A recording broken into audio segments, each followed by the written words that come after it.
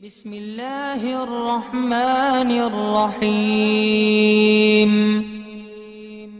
ان اللہ وملائکتہ یصلون علی النبی یا ایہا الذین آمنوا صلوا علیہ وسلموا تسلیما اللہم صل علی سیدنا وشفیعنا وحبیبنا ومولانا محمد وبارک وسلم صلاۃ وسلاما علیک یا رسول اللہ صلی اللہ تعالی علیہ وسلم۔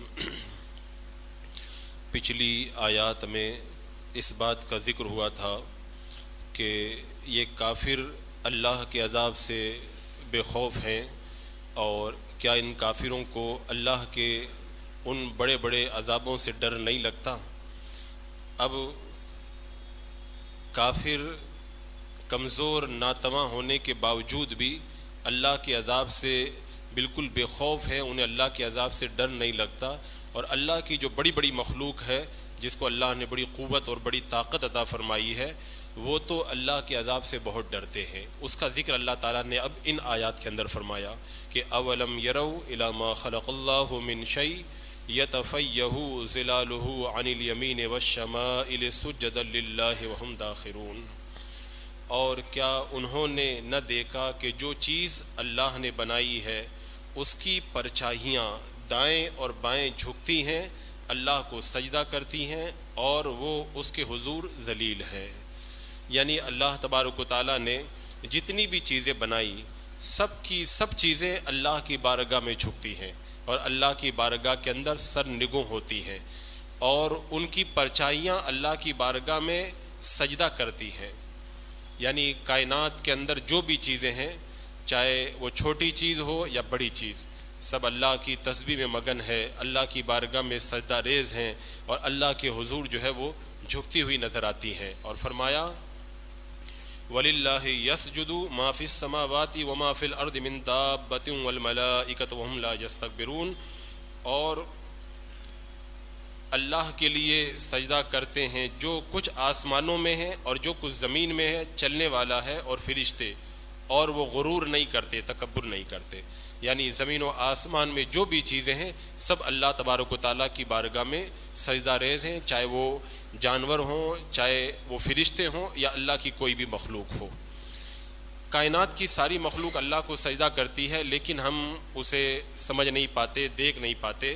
جیسا کہ ہم دیکھتے ہیں کہ سائے گھٹتے ہیں اور پھر بڑھتے ہیں، ہم سمجھتے ہیں بس سائے گھٹ گئے، بڑھ گئے، ہمیں یہ نہیں پتہ چلتا کہ یہ کیوں گھٹ رہے ہیں، کیوں بڑھ رہے ہیں۔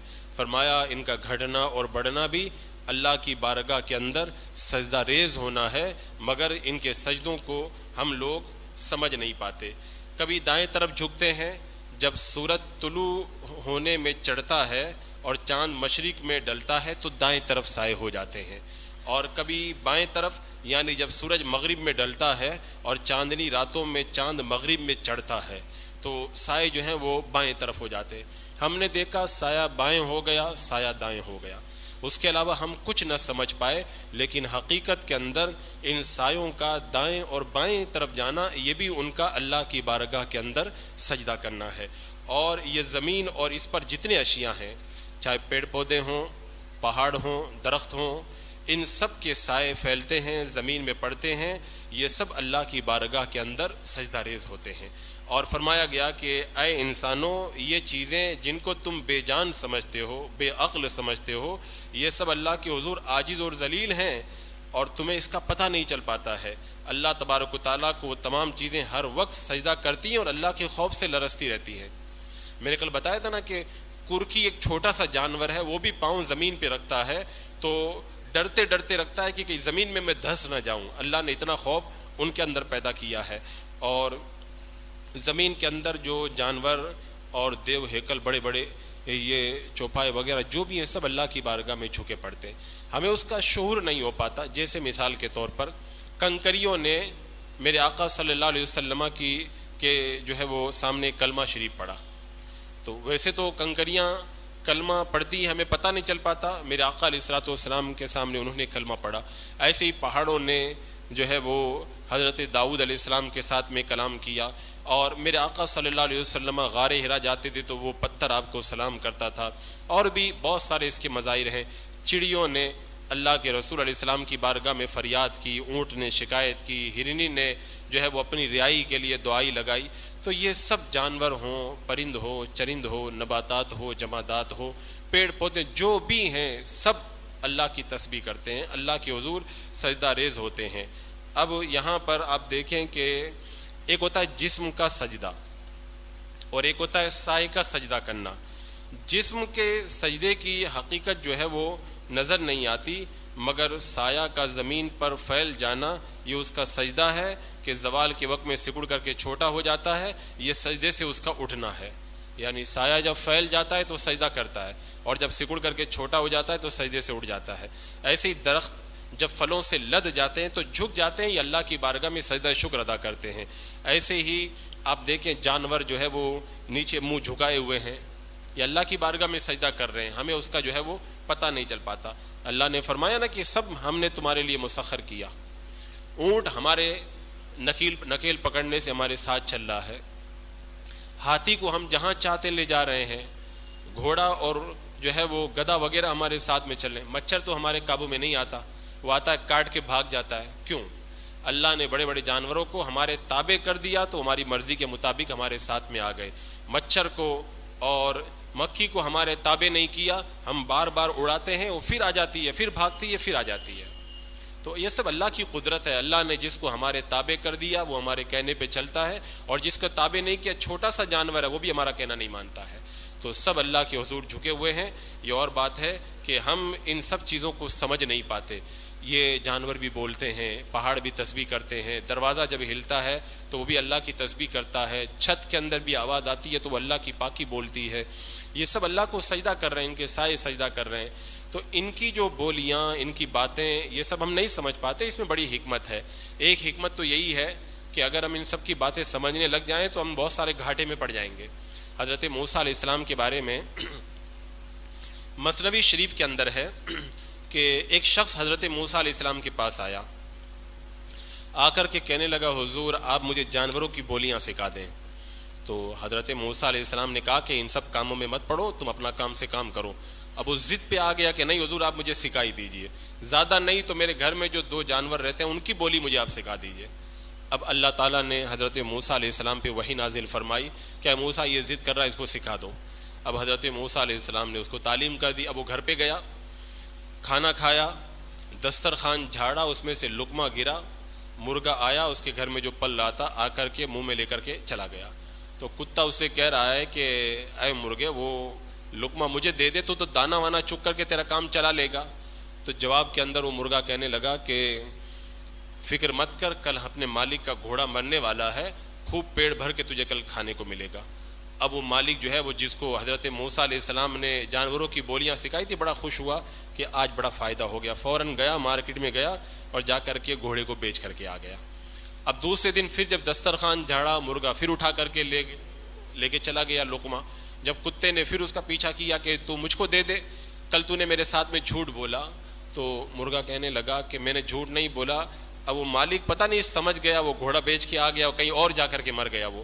تو اب فکر کی ضرورت نہیں ہے، کل جو ہے وہ مالک کا اونٹ مر جائے گا، خوب پیٹ بھر کے تجھے کھانے کو ملے گا. اب اور زیادہ وہ خوش ہوا اور گیا اور اونٹ کو بھی جا کر کے بیچ کے آ گیا. اب تیسرا دن ہوا تو پھر وہی کہانی. کتا کہنے لگا کہ تو نے مجھے پھر جھوٹ بولا، تو بہت بڑا جھوٹا ہے، فریبی ہے. کہا کہ اب فکر مت کر، کل کھچر مرنے والا ہے، کھچر کو کوئی خریدے گا نہیں، تو اسی کا گوشت کھا کر کے کام چلانا، کل تیری عید ہے کل. اب وہ گیا کھچر بھی بیچ کے چلا آیا. اب چوتھے دن جھگڑا بڑھ گیا تو کتے نے کہا کہ یہ مرغے نے کہا کہ اب گھبرانے کی ضرورت نہیں ہے. اس نے اونٹ بیچ دیا، گدھا بیچ دیا، سب بیچ دیا. اب وہ کیا بیچے گا؟ کل تو خود ہی مرنے والا ہے. وہ کل جب وہ مرے گا تو اس کی فاتحہ لگے گی اور گائے کو ذبح کریں گے، خوب تجھ کو ہڈیاں کھانے کو ملیں گی، کل تو فکر مت کر. اب وہ بہت گھبرایا، پسینے چھوٹ گئے اس کے. دوڑتا ہوا حضرت موسیٰ علیہ السلام کی بارگاہ میں گیا اور جا کے کہنے لگا حضور مجھ سے غلطی ہوئی کہ ایسا ایسا ہو گیا. وہ 3 دن تک تو جانور مرنے والے تھے، بیچ کے آ گیا، میں خود ہی مرنے والا ہوں، کیا کروں؟ حضرت موسیٰ علیہ السلام نے کہا تھا کہ میں نے تجھے نہیں منع کیا تھا کہ جانوروں کی بولی مت سیکھ. وہ جو 3 جانور مرنے والے تھے وہ تیری جان کا صدقہ تھے. مصیبت آتی ہے گھر میں، کوئی پریشانی آتی ہے تو اس کے بدلے میں بیماری چلی جاتی ہے، پریشانی چلی جاتی ہے, آفتیں چلی جاتی ہے. تو نے آفتوں کو, بیماریوں کو جانے ہی نہیں دیا. وہ جو گھر میں جانور مرنے والے تھے صدقے کے طور پر, تو نے ان کو پہلے ہی بیچ دیا. اب جو ہے تیرے بچنے کی کوئی صورت باقی نہیں رہ گئی ہے. اللہ تعالیٰ جب کوئی گھر میں مصیبت دیتا ہے, کوئی پریشانی دیتا ہے, تو اس میں بڑا فائدہ ہوا کرتا ہے. اب تو جانوروں کی بولی سیکھ گیا, اور بولی سیکھ کر کے تجھے پہلے ہی پتہ چل گیا کہ یہ ہونے والا ہے, تو نے جانوروں کو بیچ دیا. اب جو مصیبت جانوروں پہ آنے والی تھی اب وہ تیرے اوپر آ پڑی ہے. اب تیرے لیے بچنے کا کوئی چارہ نہیں. اب ایک ہی میں دعا کر سکتا ہوں, اللہ تعالیٰ تجھے ایمان پہ موت نصیب فرمائے. وہ گھر پہ گیا, الٹی ہونے لگی اور پھر وہ انتقال کر گیا. تو یہ سب بولتے ہیں اور سب جو ہے وہ ان کے اندر اب اللہ کی تسبیح بیان کرتے ہیں, یہ باتیں کرتے ہیں. جاننے والے ان کی بولیوں کو سمجھتے ہیں, ہم نہیں سمجھ پاتے, ان کی عبادتوں کو نہیں سمجھ پاتے, ان کی باتوں کو نہیں سمجھ پاتے. اس میں بڑی حکمت ہے. اگر ہم ان کی باتوں کو سمجھنے لگ جائیں تو ہم خود اپنا نقصان کر بیٹھیں گے. جیسے وہ گھر کا مالک جو تھا وہ اپنا نقصان کر بیٹھا. وہ اپنے آپ میں سمجھ رہا تھا کہ جانوروں کی بولی سمجھ کر کے میں بہت ہوشیار بن گیا, میں بہت فائدے میں پڑ گیا اور اب نقصان نہیں اٹھاؤں گا. اسے یہ نہیں پتا تھا وہ چھوٹا نہ نقصان ہو جاتا کوئی بات نہیں تھی, وہ تیرے جان کا صدقہ نکل جاتا. اب تو خود پریشانی کے اندر پڑ گیا ہے. تو فرمایا گیا کہ سب اللہ کے حضور جھکے ہوئے ہیں, سب اللہ کو سجدہ کرتے ہیں, لیکن تم جو ہے وہ اس کو سمجھ نہیں پاتے ہو. لیکن ایک فرق ہے, سجدہ ہم بھی اللہ کی بارگاہ میں کرتے ہیں اور ہر چیز کا سایہ سمٹتا ہے, پھیل جاتا ہے, اللہ کو سجدہ کرتا ہے. لیکن ان کے سجدے میں ہمارے سجدے میں فرق ہے. ان کے سجدے اور ہمارے سجدے میں فرق یہ ہے کہ ان کا جو سجدہ ہے وہ اپنی مرضی سے نہیں ہے, وہ بے اختیار ہے. وہ چاہیں یا نہ چاہیں وہ سجدہ کرنا ہی کرنا ہے. اس لیے ان کے سجدے پہ ان کو ثواب نہیں ملتا ہے. لیکن انسان کو, جناتوں کو اللہ نے مکلف بنایا. ہم اگر سجدہ کریں گے تو اللہ تعالیٰ ہمیں سجدے پر ثواب عطا فرمائے گا. کیونکہ یہ سب چیزیں جو سجدہ کرتی ہیں تو یہ سجدہ کرنا ہی کرنا ہے. اور ہم جب سجدہ کرنے کے لیے آتے ہیں, کبھی شیطان بہکاتا ہے, کبھی نفس بہکاتا ہے, خواہشات بہکاتی ہیں, دنیا والے بہکاتے ہیں. ہم ساری رکاوٹوں کو توڑ کر کے اللہ کی بارگاہ میں آ جاتے ہیں. تو جو رکاوٹوں کو توڑ کے آئے اللہ تعالیٰ اسی کو ثواب عطا فرماتا ہے. تو یہ سب چیزیں بھی اللہ کو سجدہ کرتی ہیں, لیکن ان کا سجدہ جو ہے وہ اضطراری ہے, لہذا ان کو جو ہے وہ سجدے پر ثواب نہیں ملتا. اسی وجہ سے کافر یا مومن کو ان کے یہ جو فرمایا گیا نا کہ مومن اگر اللہ کی بارگاہ میں سجدہ کرتا ہے تو اللہ تعالیٰ اس کو ثواب عطا فرماتا ہے, کیونکہ اس کو مشقت اٹھانا پڑتا ہے. میں نے اس سے پہلے بتایا تھا کہ اللہ نے مخلوق 3 طرح کی پیدا فرمائی ہے. ایک مخلوق کو اللہ نے جو ہے وہ صرف عقل دی ہے, نفس نہیں دیا ہے. جیسے فرشتے, اللہ نے ان کو عقل دی ہے لیکن نفس نہیں دیا. وہ ہر وقت عبادت کرتے رہتے ہیں, گناہ کا کام کرتے ہی نہیں ہیں. ایک مخلوق ایسی ہے جن کو اللہ نے عقل نہیں دی ہے, صرف نفس دیا ہے. جیسے جانور, ان کے پاس میں عقل نہیں ہے, خالی نفس ہے, تو وہ عبادت وغیرہ کو کچھ جانتے ہی نہیں ہیں وہ لوگ. لیکن انسان ایک ایسی مخلوق ہے جن کو اللہ نے عقل بھی دی ہے اور نفس بھی دیا ہے. عقل کہتی ہے نیک کام کی طرف بڑھ, نفس کہتا ہے برا کام کر. اب انسان 2 چیزوں میں گھرا ہوا ہے. اب اس جنگ کے اندر انسان اگر جیت جائے, نفس کو پچاڑ دے اور عقل کے تقاضے کے مطابق شریعت پہ چل جائے تو اللہ تعالیٰ اس کو اجر و ثواب عطا فرماتا ہے.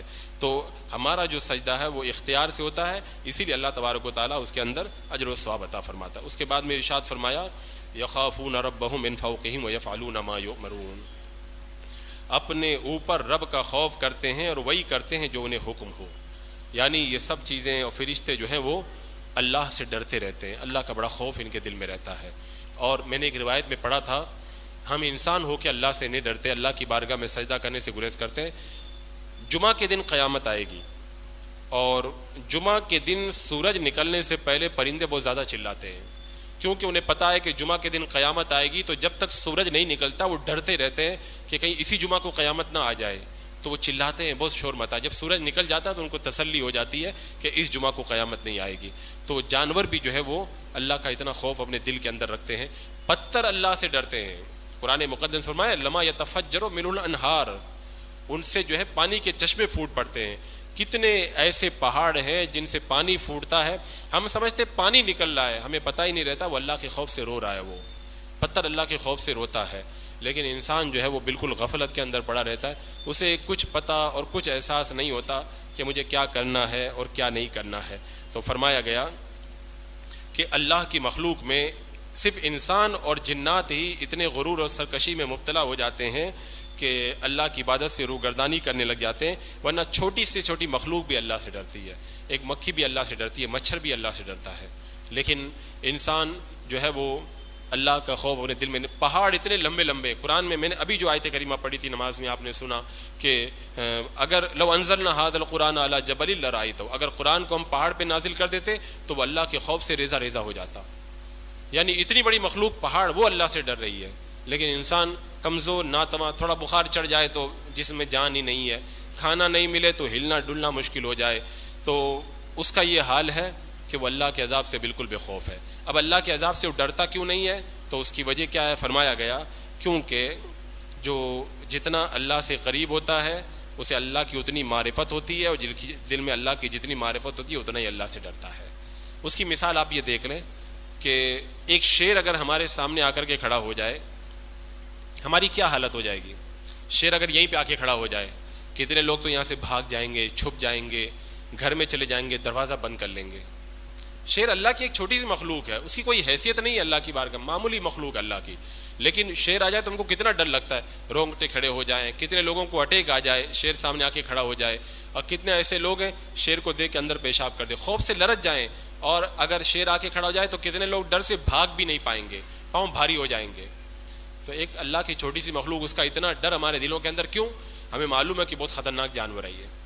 تو جو بلا تشبیہ و بلا تمثیل، جو اللہ کی معرفت رکھتا ہے اور جو اللہ کی معرفت کا نور رکھتا ہے، اسے پتہ ہے کہ اللہ کی ذات کتنی بلند ہے، کتنا بے نیاز ہے، تو وہ اللہ سے بہت ڈرتا ہے۔ پتہ نہیں اللہ تعالیٰ کب گرفت فرما لے۔ ایک شیر کی گرفت سے جب اتنا ڈر لگتا ہے تو بلا تشبیہ بلا تمثیل جو ہے وہ اللہ کی گرفت کتنی مضبوط ہوگی اس کا اندازہ نہیں لگایا جا سکتا ہے۔ تو لہٰذا فرمایا گیا کہ انسان ہی اور جنات ہی وہ مغرور مخلوق ہے جو اللہ سے بہت سے لوگ بے خوف ہو جاتے ہیں، ورنہ بڑی سے بڑی سرکش مخلوق بھی اللہ سے ڈرتی ہوئی نظر آتی ہے۔